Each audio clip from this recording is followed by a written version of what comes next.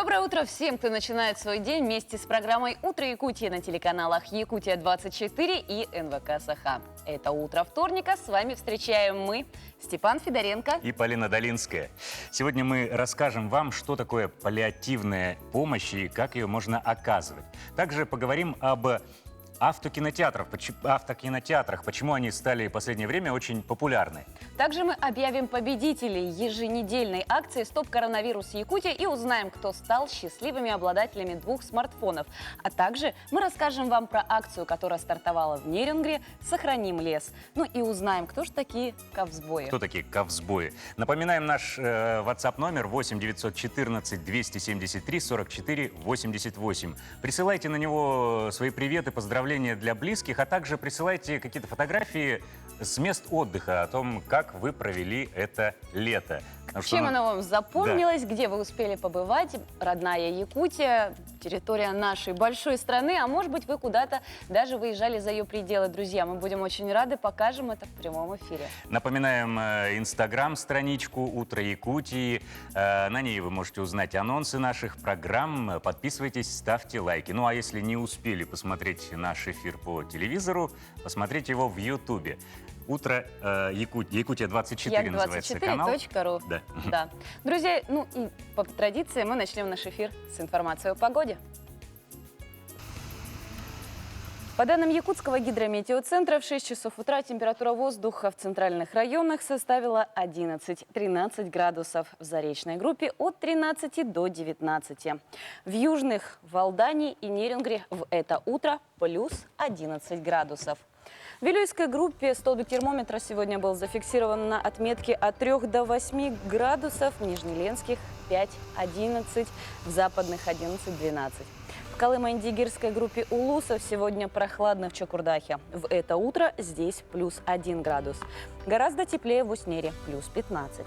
В Янских от 5 до 8 градусов, на северо-западе 7 градусов выше 0. В городе Якутске температура воздуха на 6 часов утра составила 13 градусов со знаком плюс, атмосферное давление 748 миллиметров ртутного столба. Ветер за окном северо-западный дует со скоростью 1 метр в секунду. В течение дня синоптики обещают нам небольшой дождь, ветер северо-западный с порывами от 4 до 9 метров в секунду, днем 16-18 градусов выше 0. Ты знаешь, в Китае вышла недавно памятка китайским туристам, которые собираются в Россию, о том, как себя вести, если вы попадете в гости к русским. Так вот, там, помимо всего прочего, была информация о том, что русские не любят разговаривать о погоде, поэтому о погоде мы разговаривать не будем, а любят русские разговаривать о политике, поэтому далее новости политики и не только в нашем выпуске новостей.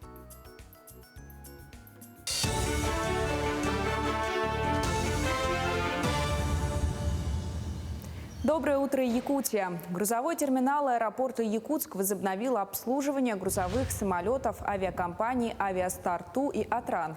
Аэропорт обслуживает до 8 грузовых рейсов в неделю. При этом коммерческая загрузка одного рейса может составлять от 18 до 28 тонн.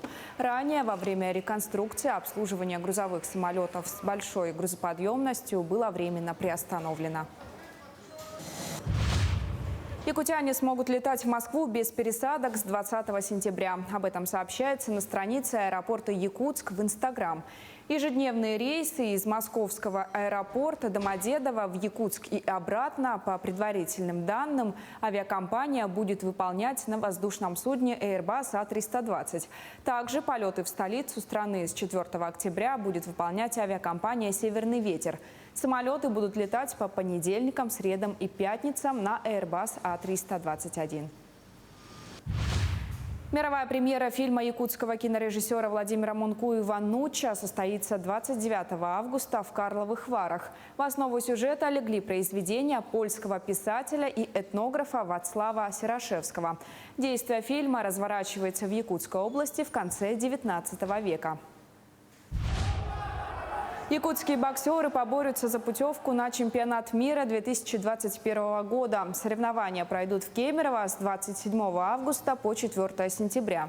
Всего об участии в турнире в 13 весовых категориях заявили около 400 спортсменов из 60 регионов России, в том числе якутяне. Так, золото и путевку на международные соревнования оспорит четырехкратный чемпион России, двукратный чемпион Европы и призер чемпионата мира Василий Егоров. Также за награды поборются и другие якутские боксеры. На этом у меня вся информация.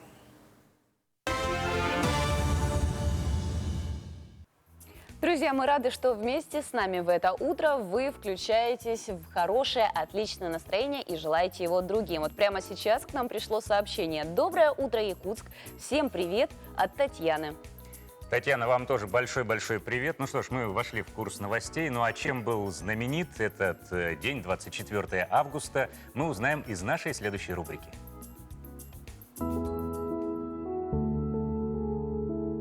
На календаре 24 августа сегодня отмечают Международный день странной музыки, День персикового пирога, День вафель, День рождения картофельных чипсов, День валяния в стоге сена. По народному календарю в этот день почитают былинного богатыря Евпатия Калаврата. На Руси в этот день состригали шерсть с овец, чтобы до наступления холодов она успела отрасти. Из шерсти делали нитки, вязали теплые вещи и валяли валенки. Новолуние и погожая погода предвещают теплую и солнечную осень. События в этот день. В 1853 году американским поваром Джорджем Крамом изобретены картофельные чипсы. Советский летчик Константин Кайтанов первый в мире совершил парашютный прыжок из стратосферы с высоты 11 037 метров. В 1995 году вышла операционная система Windows 95. В этот день Плутон перестал считаться планетой Солнечной системы и перешел в разряд карликовых планет. В этот день родились Лев Голицын, русский промышленник, основатель виноделия в Крыму. Жан-Мишель Жар, французский музыкант и композитор, один из пионеров электронной музыки. Стив Гутенберг родился в 1958 году, американский актер, продюсер, сценарист и режиссер. Залижан Шарипов, российский космонавт, летчик-инженер, герой России и Киргизии. В этот день именины отмечают Федор, Теодор, Мартин, Марк, Максим, Макар, Василий, Александр, Сюзанна, Мария. Помочь, даже если невозможно вылечить. Сегодня, в это утро, мы поговорим на очень серьезную тему. Уход за пожилыми людьми с инвалидностью, утратившими способность к самообслуживанию в большинстве случаев становится большой проблемой для их родственников. И если нет возможности оплачивать сиделку и профессионального доктора, то что делать в таких случаях? Об этом мы поговорим с нашим гостем. Да, наш гость Екатерина Васильева, руководитель проекта, врач-терапевт паллиативной медицинской помощи Республиканской клинической больницы номер 3. Доброе утро. Доброе утро. Можно ли вообще много ли в Якутске или также по всей республике людей, которые нуждаются в той самой паллиативной помощи? Ну, во-первых, паллиативная помощь, да, востребована в городе Якутске и в республике Саха во всем. И таких пациентов у нас много, и с каждым днем, каждым годом у нас увеличится. И чтобы сохранить качество их жизни, да, в последние дни, мы помогаем им пройти вот этот трудный период, получается. Вот расскажите подробнее о проекте. Чем вы занимаетесь, на что он нацелен, для кого он нужен? Школа именно создана для помощи родственникам таких пациентов. У нас будет 6 занятий практически, да. Из них вот благополучатели должны пройти минимум 3 занятия и пройти тестирование, анкетирование после полученных знаний. Ну, не только родственники, но и еще плюс социальные работники будут участвовать к этим занятиям. То есть в основном они нацелены на то, чтобы те люди, которые будут сидеть за уходом за своим родным, который утратил способность самостоятельно за собой ухаживать, вы их обучаете, как это делать, как оказать ему помощь. Да. А какие уроки обычно? Ну, во-первых, нутритивная поддержка, как Это правильно что? кормить лежачего пациента. уход за телом лежачего больного, да, и формирование, формирование правильного ухода за больным, и каким должно быть окружение. И комната пациента должна быть какая-то. Психологическая помощь Да, пациенту. психологическая, социальная и духовная помощь обязательно. И родственник, они нуждаются, в крайнем случае, вот эти социальные помощи. А как к вам записаться? Как прийти к вам в школу? Ну, в школу нашу, да, можно через руководство наше записаться и оставить заявку на участие вот для школы. То есть прийти в Республиканскую клиническую больницу номер 3 и записаться, да? Да, именно для паллиативной помощи. А лечащий врач сам может именно порекомендовать родственникам пройти вот обучение? Да, лечащий врач, именно вот участковый терапевт могут организовать паллиативную помощь и проконсультироваться обязательно. То есть этот проект только начинается, я так понимаю, да? Да, только Да. начинается, только формировалась вот этот Ага. проект. И сколько у вас уже учеников есть? Или сколько планируете, сколько Сейчас готовы? уже набрано 50 человек. Уже набрано. Да, уже набрано 50 человек. И согласие родственника обязательно должен быть для участия. Вот какими должен качествами обладать человек, который оказывает ту самую паллиативную помощь, потому что не все могут, допустим, дети ухаживать за своими старшими родителями, но они как бы эмоционально даже нестабильнее, слабее. Вот какие еще должны быть качества? Именно родственников Да. или медицинских работников. Медицинская сестра, ей все-таки как бы чуть проще, у них как бы они идут к этому в течение обучения своего, Ну, а да. вот родственники. Родственники должны быть более терпеливые. Капризы же бывают у тяжелых больных, да? И побольше должны общаться с родственниками, побольше, чаще ходить на, встречаться должны обязательно, не уходить. Потому что если остается один человек со своими вот проблемами, да, конечно, трудно вот выйти из этой ситуации. Поэтому почаще терпеливо выйти с родственниками. А вот такой вопрос. Если Любите пациенту, своих вот родственников. да, может помочь его родной близкий человек, то кто поможет человеку, который ухаживает за таким вот, за своим родственником? Ему ведь тоже нужна поддержка, Ну, вот социальная какая-то поддержка, разгрузка, может быть, духовная эмоциональная. поддержка, во-первых, и моральная обязательно. На- Наши психологи тоже могут помочь родственникам именно справиться вот этими проблемами. Именно родственникам. На какой опыт вы опирались, вот, когда создавали свой проект? Но с прошлого года у нас первый раз открылся кабинет паллиативной помощи вот, на базе Республиканской клинической больницы номер 3. После этого уже в этом году уже создали вот проект, чтобы дофинансировать вот этот проект, чтобы методическое руководство было для родственников и социальную службу обязательно надо включить в этот проект, чтобы помочь именно родственникам по уходу за больными такими. Мгм. А вот еще такой вопрос. Если некоторым тяжело больным пациентам, им нужны какие-то вот именно медицинский уход в плане какие-то инъекции, может быть, постоянные, хватит ли 6 вот этих уроков для обучения? Нет, конечно, это просто 6 уроков именно по уходу. Именно уход. А уже медицинские обследования, процедуры, да, это уже со стороны поликлиники получается, да. И, во-первых, это купирование боли и устранение других тягостных симптомов получается. Ну и, наверное, последний вопрос. Эта школа пока что только в Якутске или уже по республике формируются такие Только в кабинеты? Якутске только начинается. Мгм. Ну что ж, спасибо, Екатерина. Вот желаем Удачи удачи вашему вашему проекту и, во-первых, благодарности вам за то, что вы такое делаете, и хорошего вам дня. Спасибо. Большое спасибо. Ну а чтобы зарядиться с утра энергией, предлагаем вам нашу утреннюю зарядку с упражнениями из йоги. Доброе утро! Сегодня комплекс упражнений на укрепление мышц спины, живота и ног. Приступаем к нашим упражнениям. Переходим с вами в наклон. И медленно поднимаемся наверх. Напоминаю, что каждое упражнение нужно делать по 3 раза. Дальше мы вытягиваем ногу назад, руки параллельны вашему коврику и соединяем ладони вместе. Укрепляем ноги, задняя нога ваша натянута. Возвращаемся в исходное положение и завершаем.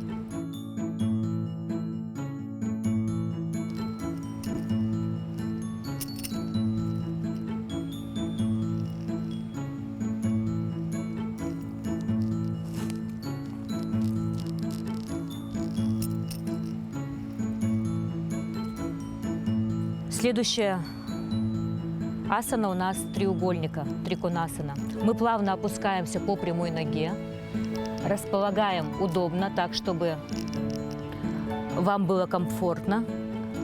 Рука вытянута вверх. Взгляд направляем на потолок, шея открыта, плечо опускаем вниз. Возвращаемся в исходное положение. Руки параллельны коврику. Ощущение, будто сзади стена, плечи выравниваются, и за счет этого мышцы живота подтягиваются.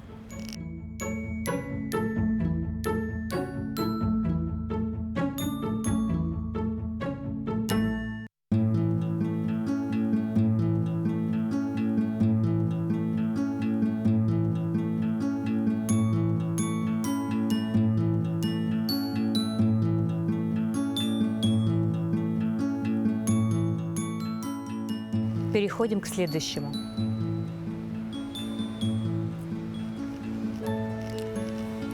Подтянули колено, отводим назад и учимся ловить баланс.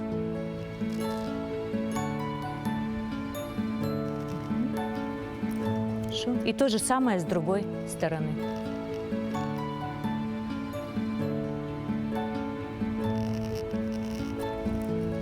Мы завершаем наши упражнения на укрепление нашего тела.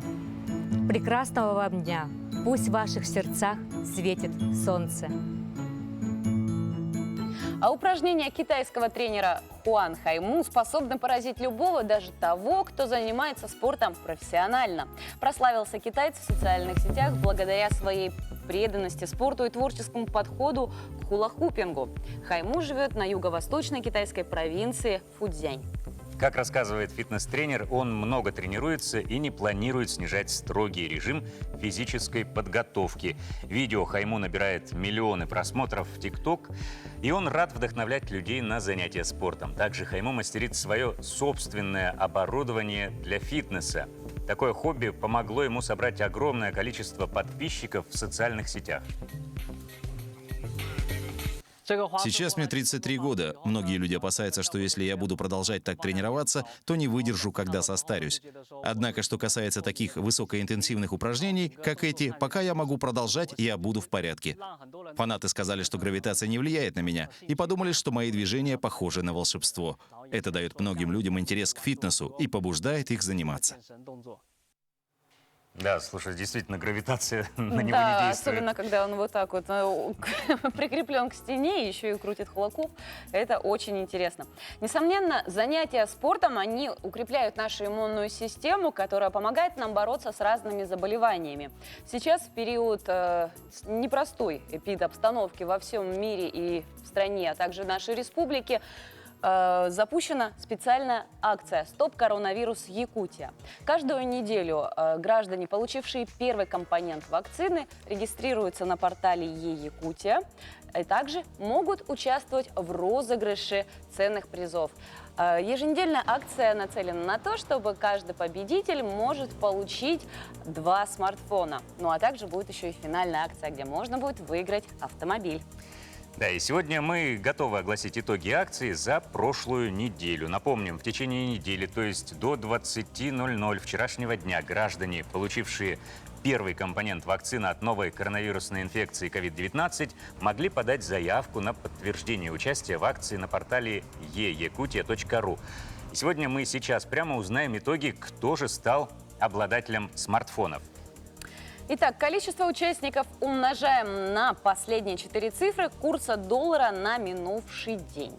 Итак, таким образом, приняло участие за неделю в акции 503 человека. Курс доллара США в рублях по данным Центробанка Российской Федерации 4 цифры после запятой 0,666. Умножаем 503 на 0,666 и у нас получается победитель номер 1 под номером 33 и номер заявки 126 50 72. Житель города Якутска. Последние 4 цифры мобильного телефона 8402. Поздравляем! Второй победитель выявляется также, только вместо курса доллара, курс евро на минувший день. Итак, победитель номер 2 – это номер 394, номер заявления 127-155-4. Житель города Якутска, у которого телефонный номер заканчивается на 1507. Мы поздравляем победителей. По вашему номеру с вами свяжутся организаторы, сообщат, как получить приз. И напоминаем, что акция по стимулированию вакцинации и поощрению ответственного отношения к безопасности здоровья граждан «Стоп коронавирус Якутия» проводится в 2 видах. Еженедельная. В ней принимают участие граждане, получившие первый компонент вакцины от новой коронавирусной инфекции в соответствующий недельный период. Каждый вторник с 7 утра до 8 утра в прямом эфире «Утро Якутии» мы объявляем номера 2 обладателей смартфонов. А также второй вариант акции «Финальная», по итогам которой будут определены 3 обладателя сертификатов на автомобиле «Лада 4х4» «Нива». В ней принимают участие граждане, прошедшие весь полный курс вакцинации от новой коронавирусной инфекции COVID-19 с момента начала вакцинации в России по 30 августа 2021 года. Регистрация участников для участия в акции также идет на региональном портале e-Якутия до 30 августа. В ней принимают участие граждане старше 18 лет, а также зарегистрированы на территории Республики Саха-Якутия. Более подробно с правилами можно ознакомиться на сайте фонд-якутия.ру и инстаграм-странице @фонд-якутия. Ну и продолжаем нашу уже всем надоевшую тему коронавируса, уединения, самоизоляции. Вот понятие в последнее время социальная дистанция вошло в нашу жизнь, личное пространство.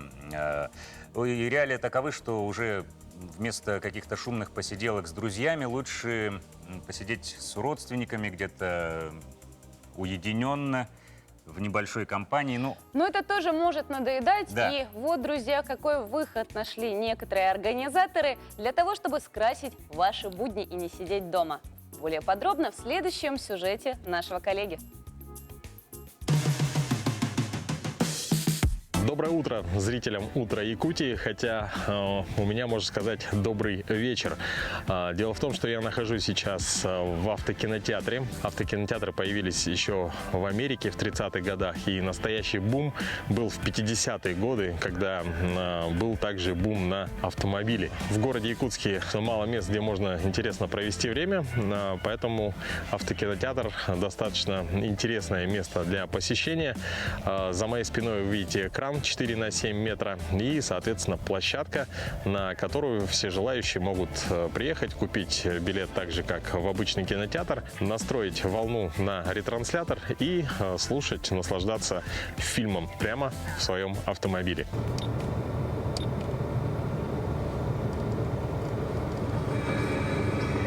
Что я сейчас сказал? Эдди, ты слушаешь? Виталий, скажите, почему вы решили приехать в автокинотеатр? Решили вечером посмотреть фильм. Зашли в Инстаграм, посмотрели, где можно посмотреть кино. Вышел этот кинотеатр, получается автокинотеатр, и решили приехать сюда. В последние 30 лет популярность автокинотеатров достаточно сильно упала. Но с приходом пандемийных условий, когда были всеобщие локдауны и были закрыты кинотеатры, автокинотеатры стали снова набирать набирать популярность. Эта тенденция прослеживалась по всему миру, в том числе и в России. Но интересный факт: в условиях пандемии, например, в Америке, если вы находились в кабриолете, например, то вы обязаны были носить маски. Режим работы кинотеатра со среды по воскресенье. В основном сеансы идут в вечернее время, но в планах у организаторов продолжить работу кинотеатра даже в холодное время года.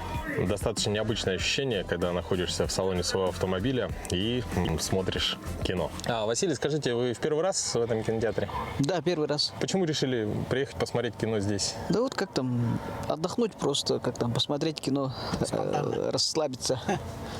Комедия сейчас как раз будет, посмеемся. Ну что, я посмотрел фильм, можно сделать некоторые выводы.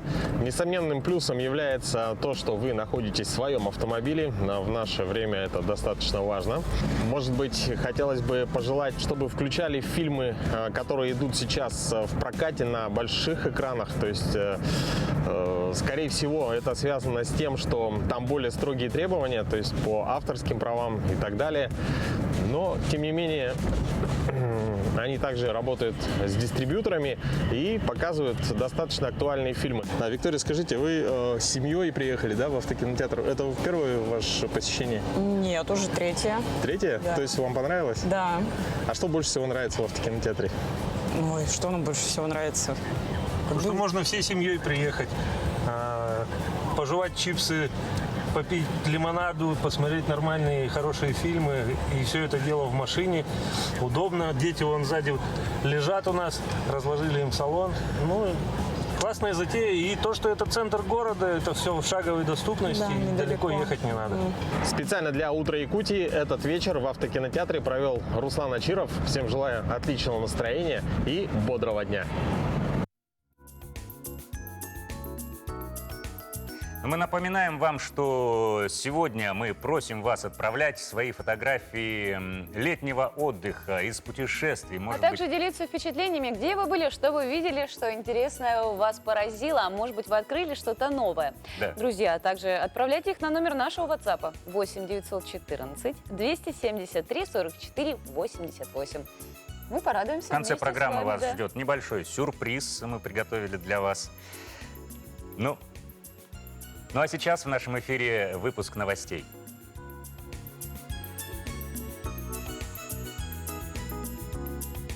Также, друзья, вы можете к нам на WhatsApp писать догадки свои. Что же за сюрприз мы для вас приготовили? Какие ваши предположения? Пишите, будет очень интересно.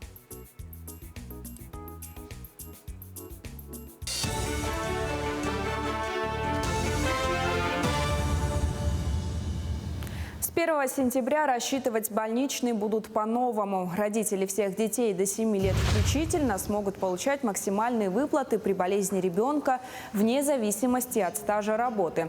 Как подчеркивают в Минтруде, это затронет 1,5 миллиона родителей ежегодно. Это не приведет к увеличению расходов работодателей. Выплаты осуществляются напрямую из бюджета Фонда социального страхования. Оформлять какие-либо дополнительные документы родителям не потребуется. Фонд произведет расчеты самостоятельно на основании данных больничного листка. Мониторинг популяции снежного барана проведут на территории Булунского района республики. В Тикси прибыла делегация специалистов из Департамента охотничьего хозяйства Москвы и Иркутской области с целью проведения учетных работ. Их планируется провести до 3 сентября. Основное поголовье снежного барана находится в Якутии – 45-50 тысяч особей.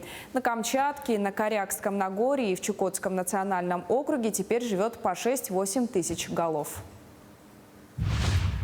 Молодые тренеры обучат жителей Якутии спортивным танцам. Союз танцевального спорта Якутии реализует программу обучения, чтобы сделать танцевальный спорт более доступным для якутян и увеличить число квалифицированных тренеров.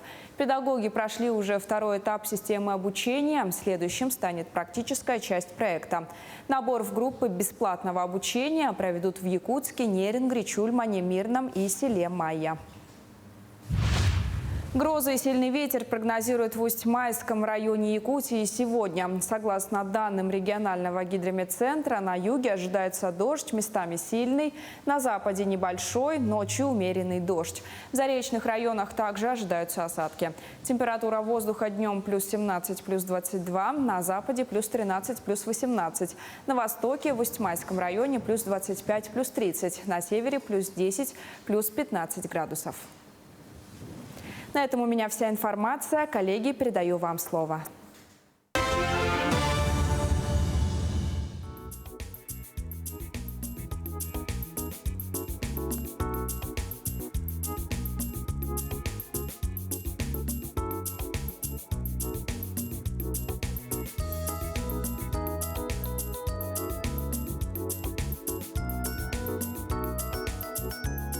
Легкие планеты – это лес. Этим летом лесные пожары стали настоящим бедствием для нашей республики.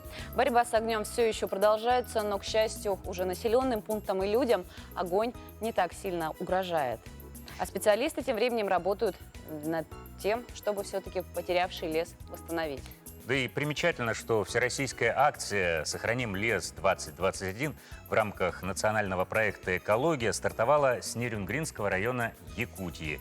Ее участниками стали волонтеры и местные жители. Они высадили 10 тысяч саженцев кедра сибирского. В выходной день нерюнгринцы на вахтовках отправились в урочище Налды, где в 2008-2009 годах бушевали лесные пожары. Самовосстановление тайги не произошло. А теперь, благодаря специалистам и добровольцам, здесь появится новый лес. Более 80% территории нашей республики – это леса. Это основное богатство нашей страны, нашей республики. И, конечно же, мы должны в ответ на климатические вызовы, которые сегодня преследуют из года в год не только нашу территорию, но и по всему миру можно это видеть, мы должны дать четкий, внятный ответ. Ответ наших людей – это добровольцы, которые сегодня все вместе выходят, сажают деревья, восстанавливают лесопосадки. Это то богатство, которое мы должны сохранить нашим потомкам.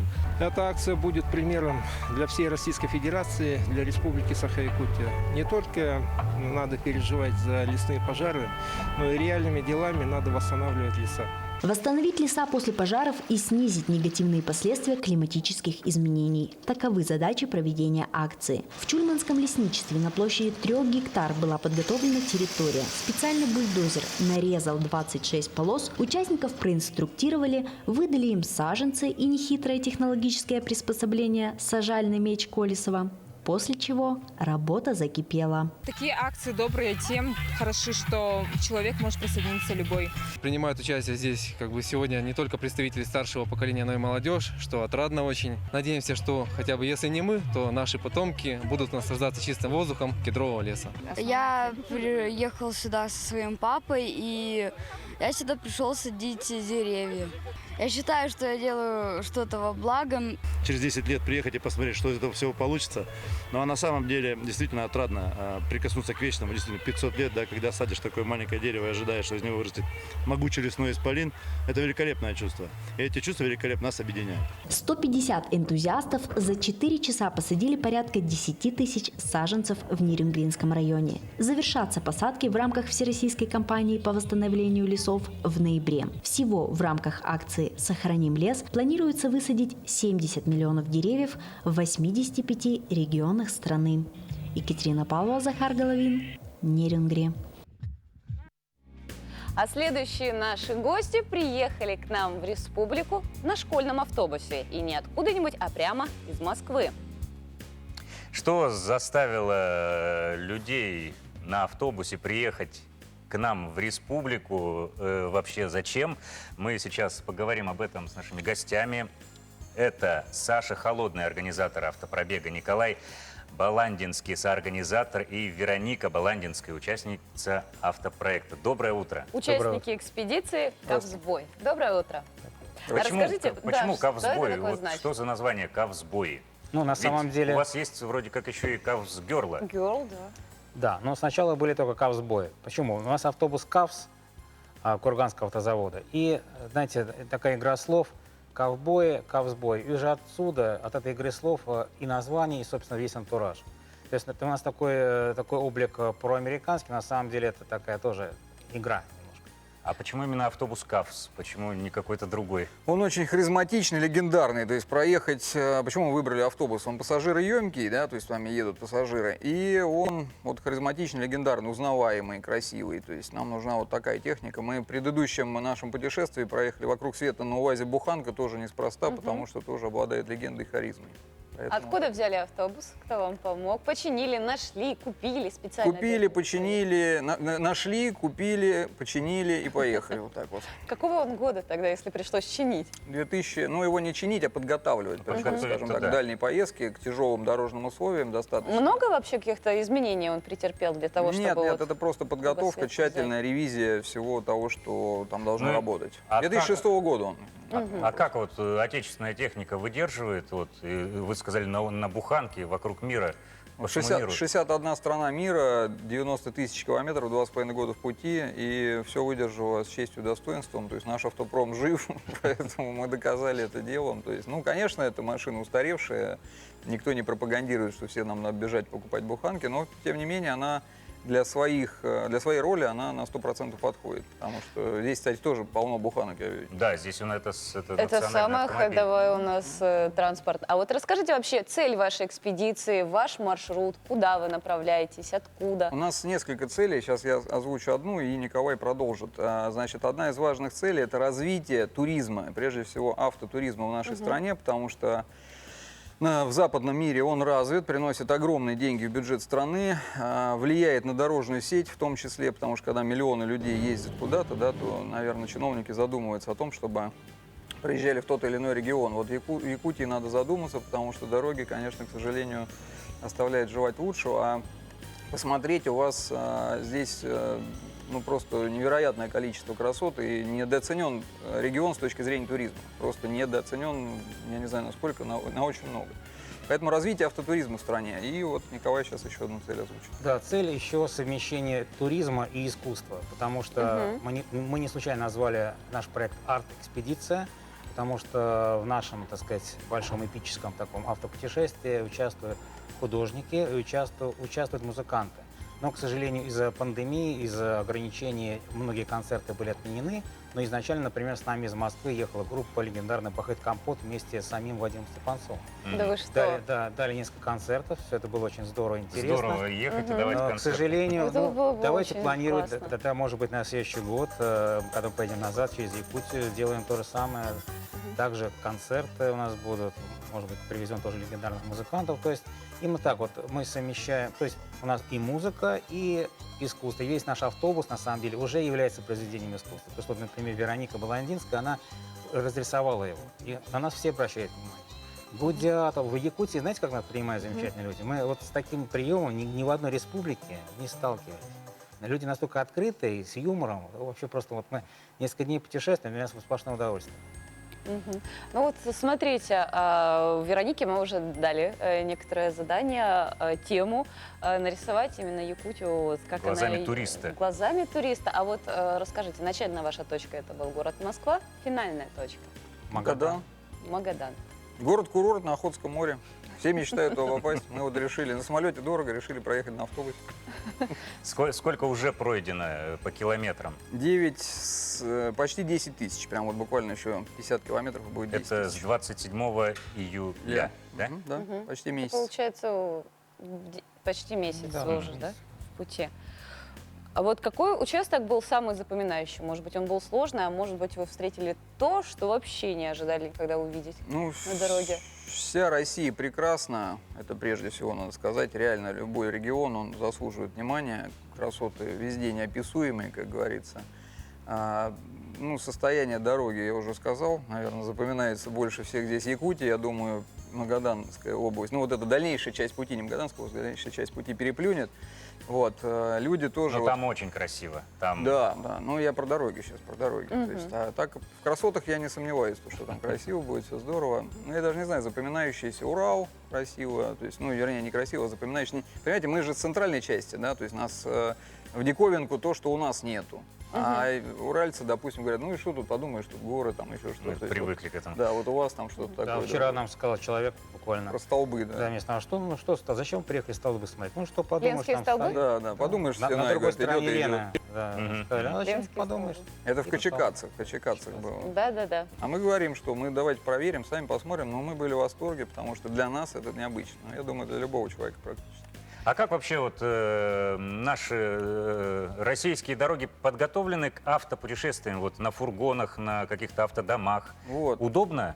Вот это вот самое, как бы, смотрите, значит, автотуризма в России нет. Вообще, цифры, да, вот чиновники любят цифры, потому что скажут, что подумаешь, там, как это нету, раз он есть. Люди же ездят, значит, он есть. Его нету, потому что у нас официально в России зарегистрировано около 2500 владельцев автодомов. Допустим, для сравнения, в Германии с ее меньшим населением 6,5 миллионов владельцев автодомов. И мы сейчас говорим вообще о всех, не то, что там дорогущие какие-то, а маленькие прицепчики там и так далее, то есть они тоже как бы учитываются. Потенциал для туризма здесь просто невероятно огромный, потому что мы, как, знаете, как терра инкогнита, прежде всего для иностранцев. Когда откроются границы, они просто готовы сюда ходить, но им нужна инфраструктура, им нужны дороги, вот эти кемпинги. Кемпинг – это минимальное вложение денежных средств, а результат уже есть. Потому что красоты, в принципе, они даже в диком состоянии все равно осматриваемы. Я даже уже призываю людей, то есть вот этим и пробегом, и так везде в соцсетях своих. То есть я у себя на даче даже кемпинг открыл, потому что вот эти клубные такие семейные домашние кемпинги, они будут способствовать развитию автотуризма. Сейчас пока, к сожалению, инфраструктура очень плохо готова к этому. Вот расскажите про участников своей команды. Кто вы в обычной жизни, вне путешествий? Чем вы занимаетесь? Прежде всего, я скажу, что мы многодетные отцы. У нас у каждого по 5 детей. Детей вы с собой? Это не как в анекдоте про подводников, нет, совсем На самом по-другому. деле, ну, Вероника Баландинская, моя старшая дочь, и еще до Кургана, из Москвы до Кургана ехала моя жена с 2 маленькими детьми, с Машей и Сережей. Вот, так что у нас тоже получилось сейчас небольшое такое семейное путешествие. Конечно, детям сюда уже ехать тяжело, уж тем более до Магадана. А в обычной жизни я на самом деле все время занимался практически одним и тем же, организацией всевозможных вот таких вот больших всяких экспедиций, больших, телевизионных, то же самое для съемочных групп, там «Россия-1» и так далее. Вот, поэтому, собственно, когда возникла идея организовать такой маршрут, ну, собственно говоря, вот за это дело и сразу же взялся.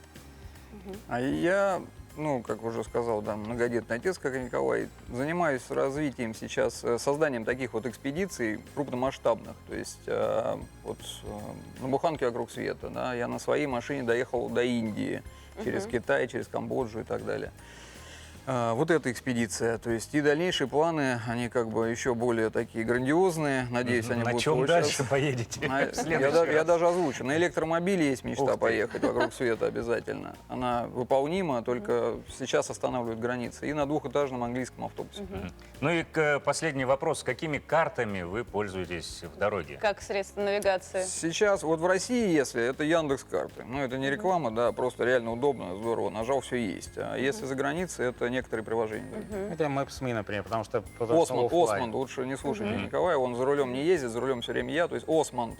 Это уже пусть будет даже как реклама, очень удобно для путешественников. Ну что ж, спасибо вам большое, желаем удачного завершения Посмотрим в путешествия. конце программы, что нарисовала Вероника. Друзья, мы вам желаем хорошего пути и до скорой встречи.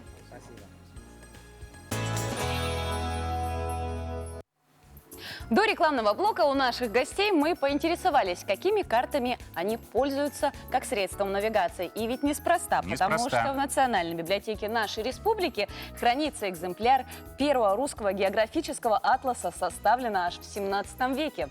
Об этом уникальном издании в нашей следующей постоянной рубрике «Книжная полка». Чертежная книга Сибири 1701 года – это первый русский географический атлас, который собрал все географические открытия XVII века. В 1695 году Семен Ульянович Ремезов снял копии из присланных в Москву карт и составил оригинальные чертежи. В Тобольске, в Иркутске и других городах Сибири были тоже созданы разные чертежи местности Сибири. И после всего этого Семен Ульянович Ремезов со своими сыновьями составил чертежную книгу Сибири, где были внесены 23 карты большого формата и предисловия. Подлинная чертежная книга Сибири долгое время оставалась малодоступной для широкой научной общественности. И к 300-летию издания дирекция и научные сотрудники Российской государственной библиотеки вместе со специалистами Федеральной службы геодезии и картографии России решили издать факсимильное издание чертежной книги Сибири. В чертежной книге Сибири содержатся рукописные карты всех территорий Сибири, на которых отмечены лесные и открытые пространства, реки, озера, города, остроги, деревни и разные поселения, а также места кочевий местных племен. Атлас будет интересен не только для географов, но и для историков, этнографов, филологов и для всех, кто интересуется историей и культурой России 17-18 веков. С чертежной книгой Сибири можно ознакомиться в Национальной электронной библиотеке России, а также в стенах Национальной библиотеки научно-исследовательского центра книжных памятников, где можно вживую увидеть эту уникальную книгу, посмотреть величайший труд Семена Ремезова.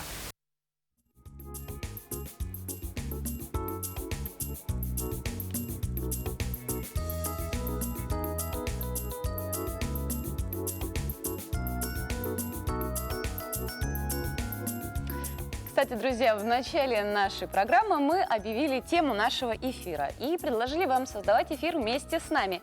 И также мы предложили на номер нашего WhatsApp отправлять фотографии своих путешествий, а может быть каких-то интересных открытий в городе, за пределами республики, в республике, а может быть даже за пределами нашей страны. И вот первая фотография. Участники у нас уже есть. Надежда Алексеева отправила вот эту замечательную фотографию с подписью «Наш город Якутск самый красивый». И вот еще на следующей фотографии Никита из Зырянки. В этом году он отдыхал у сестер в Новосибирске и первый раз ездил по железной дороге. Ну и в конце программы мы покажем, как одна из участниц проекта «Ковсбой» видит Якутию своим рисунком. Как это по-русски? Иной раз пытаешься вспомнить то или иное подходящее слово, и вот вылетает оно из головы и никак не вспоминается. При этом русский язык, он такой и сложный, а также он еще и многообразный, со своими нюансами, множествами всяких идиоматических выражений, что-то вроде «мало да помалу», «время от времени», «бить баклуши», «бить баклуши», «ахиллесова пята» и прочее, прочее, прочее. Да, порой мы сами, носители языка, часто путаемся и ошибаемся. И сейчас мы расскажем об одном часто употребляемом выражении. Доброе утро, дорогие телезрители! Чаще всего во время нашей встречи мы с вами говорим о значении или об особенностях употребления отдельных слов. Но помимо слов в русском языке есть еще и устойчивые словосочетания. То есть такие словосочетания, которые мы употребляем как единое целое. И с употреблением таких словосочетаний тоже бывает так, что возникают трудности, проблемы. Вот, например, мы читаем у сказки Самуила Яковлевича Маршака «12 месяцев». «А вы, ваше величество, снегом ушки и носик потрите, а то не равен час или не ровен час, и в самом деле отморозите». Так как же все-таки правильно произносить? Не равен час или не ровен час? Так вот, устойчивое выражение со значением «произойдет что-либо», «случится» в закрепленном в литературном языке варианте произносится с ударением на букве «ё» – «не равен час». С добрым утром! Давайте говорить правильно. Ну что, друзья, пришло время узнать, как же посетители и гости нашей республики видят ее. И вот у Вероники уже готов рисунок. Готов рисунок. Да. Что вы нарисовали? Вероника, покажите, пожалуйста. Ну, здесь ленские столбы. Давайте вот, ленские покажем столбы, вот это. Поля, вот камни. И, я так понимаю, ваш автобус. Да, и наш автобус, конечно. И вот ваши шляпы, вот эти ковбойские, да? Как давно вы занимаетесь рисованием? Ну, насколько я себя помню, то есть я начала рисовать в детстве и отучилась, собственно, вот закончила в этом году художественное учебное заведение.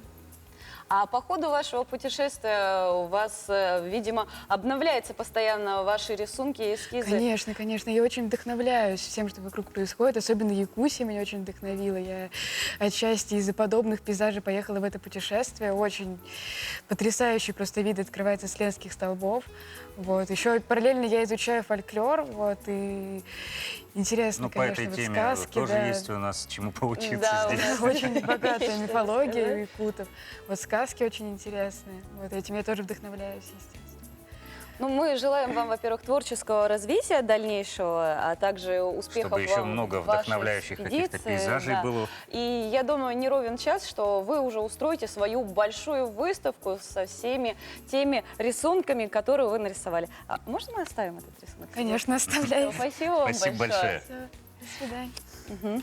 Вот, друзья, вот такой замечательный рисунок. Наша Якутия глазами путешественников. Здорово. Вот. Ну и продолжим тему природы. Тема бережного отношения к природе сейчас не только актуальна, но и модна.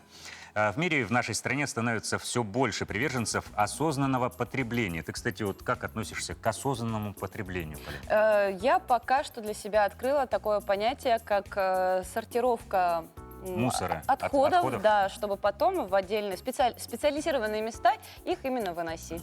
Ну а вот Арсену Варданяну, члену организации «Гюмри. Наш дом», пришла идея необычного способа утилизации пластика еще 8 лет назад.